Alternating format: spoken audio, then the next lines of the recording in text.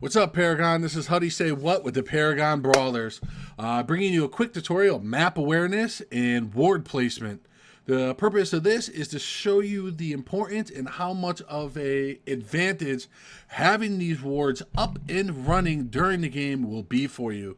We did this against the bots, so we can do ideal placement, and you can see where everything is. Right now, we put all the wards in as many choke points as we possibly could. This is an ideal situation. We very highly doubt that in a real game you'd be able to have all these wards up, but we wanted to show you perfect situation so you can go ahead and be on top of it. What you see right now, if you look at where my cursor is on the top right hand side of the map. We warded almost all the choke points in the monolith as it stands today. Warded all the river buffs. 1, 2. We warded rotation marks, and you see right here, it's covering there, right here in the left river, and again on the right river. We warded the enemy jungle so you can see rotations as the map advances. Now let me go into a little detail and show you what we mean by putting them in the river and the importance. One thing that a lot of players do not realize or may not know are wards are line of sight. What that means, if you stand on where the ward is and you can't see around that corner, the ward won't see around that corner. So when you place wards in the jungle or in the river or in a choke point, you want to try to place it in a spot where it's going to capture as much of the map as possible.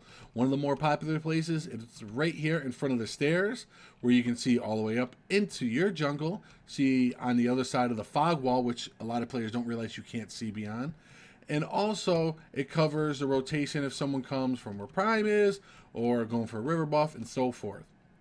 Another place that's very popular is right on a little deeper into the jungle. As you can see, again, it's placed right at the base of the stairs, covers the stairs, sees somewhere into the jungle, sees a little bit into where Prime is, and also covers another rotation coming from. The other thing we did is, if you look on the map right now, we have wards all over the jungle and all the choke points.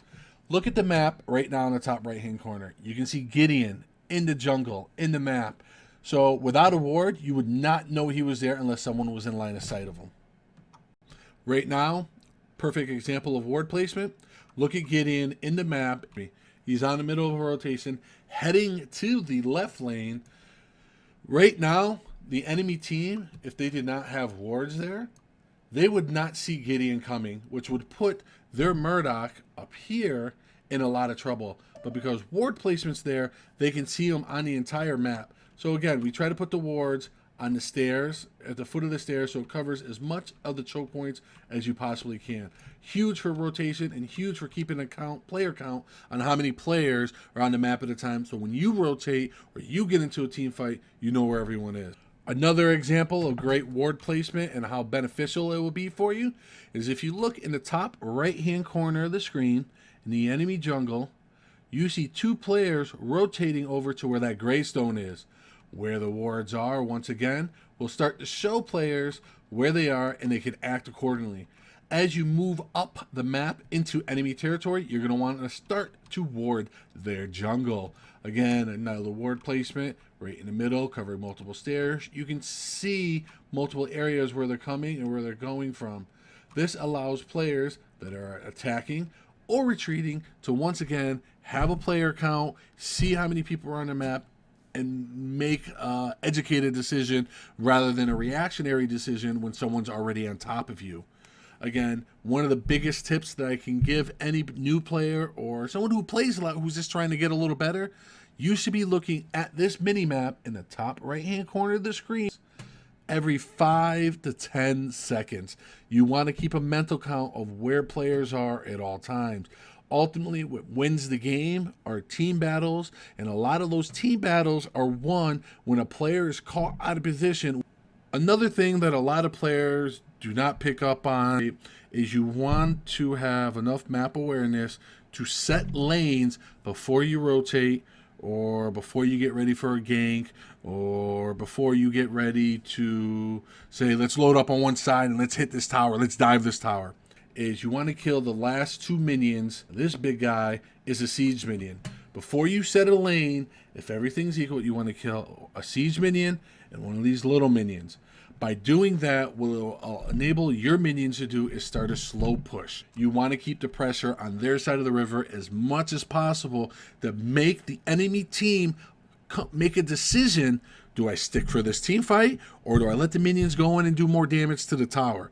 Too many times you're going to see people rotate for a fight or not set a lane and go for a gank, and then the minions are hitting the tower, and then you're falling back to try to defend that tower. Now your team's outnumbered. If the lanes are set and you go rotate to get into that big team fight, what's going to happen is you're going to get more map control, put more pressure on, allow your team to have more farm, be on top of it as much as possible. You want to look at it, you want to have a count, you want to have a player count, you want to know where they are. Again, we awarded a lot of the choke points so you can see them.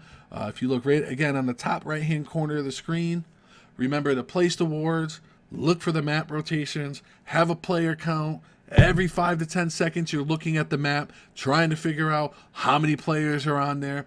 So set the lane, get the lanes even, kill those 2 minions, rotate for the team fight because you're going to see everyone in the team wars. Go in there, win a team fight, grab the towers, grab the objectives, win the games, climb an elo, and just become a better team player for Paragon. Again, this was Huddy Say What with the Paragon Brawlers. Subscribe, like the channel, comment what you want to see in the future, and I'll definitely get it out there for you. Till I see you guys again, stay frosty.